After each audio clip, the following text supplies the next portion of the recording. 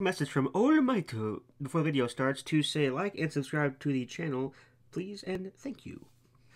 What's up, YouTube? It's Crypto Anime, and today I am going to be talking about something near and dear to my heart. So, I just recently caught up to the series Made in Abyss, and as I did that, All Day Anime, we should go check out his channel, also released a video on psychopathic characters. His was a list of several characters. I'm pretty positive it was a list, while mine is just going to be the most psychopathic character, in my opinion. So, since I mentioned Made in Abyss, I feel like it's pretty obvious which character I'm going to be picking. However, before I get to the spotlight of this video, I feel like it's necessary to mention some other psychos as to not let them feel left out.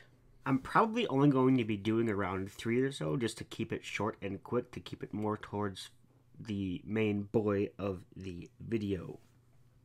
So, number 1 on the list of psychos that caught my attention is the Yander as Death from the series Akame ga Kill. She has no problem killing anyone for any reason, as well as torturing them for the same reason. She also cares very deeply for her followers, and this became the main protagonist of the show.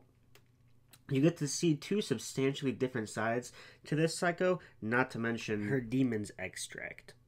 Moving on, the next character I'm going to mention is from a series called Batum. This character's name is Kasuke Kira. A young boy got sent to an island with his dad along with several other people to play the game Batum, where you get bombs in order to try to kill everybody and make it off the island alive.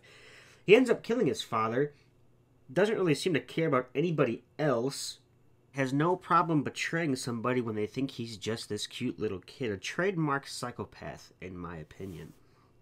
Last but not least, on the mentions of others, is going to be Himiko Toga. I feel like it's widely known that she's a psycho by any common watcher or reader of anime or manga, but it's still, I'll explain a little bit.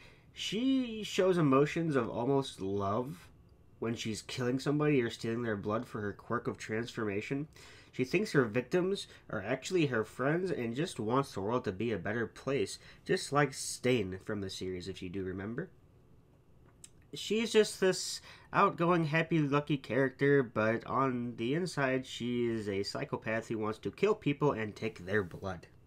So on to the main event, it's Bone Druid. Obviously, this man is an absolute psychopath. He's top tier, and it's not even debatable. The backstory, I'll give him a little bit of a backstory. He's a white whistle, which in the world of Made in Abyss is the highest rank you can be. He's basically a legend.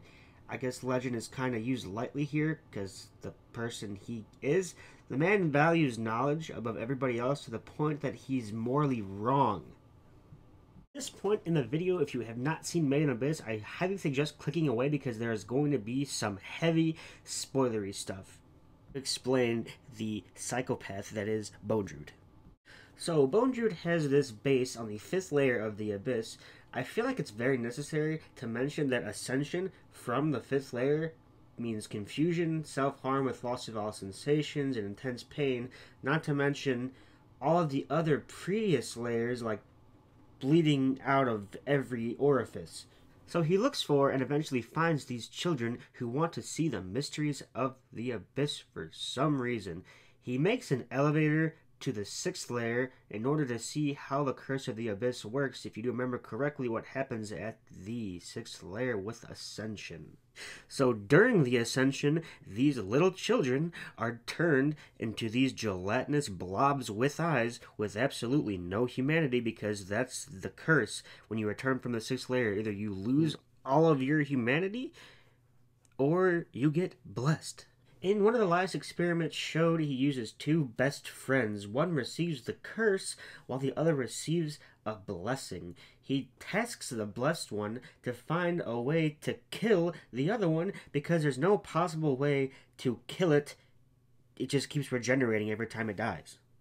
Also, this man can't really die due to the Umbra Hands artifact, allowing him to plant his consciousness into multiple bodies. That probably explains why he's such an emotionalist wreck in his desires to find the cures of the Abyss. He's just a wandering soul moving around from one body to the next. All in all, Bone Druid is easily the most psychopathic character that I have personally seen. His methods and his mindset cohesively bonded into whatever body he is currently using makes him a foe you would personally never want to come into contact with, in fear that he would turn you into a blob or use you from some other kind of science experiment.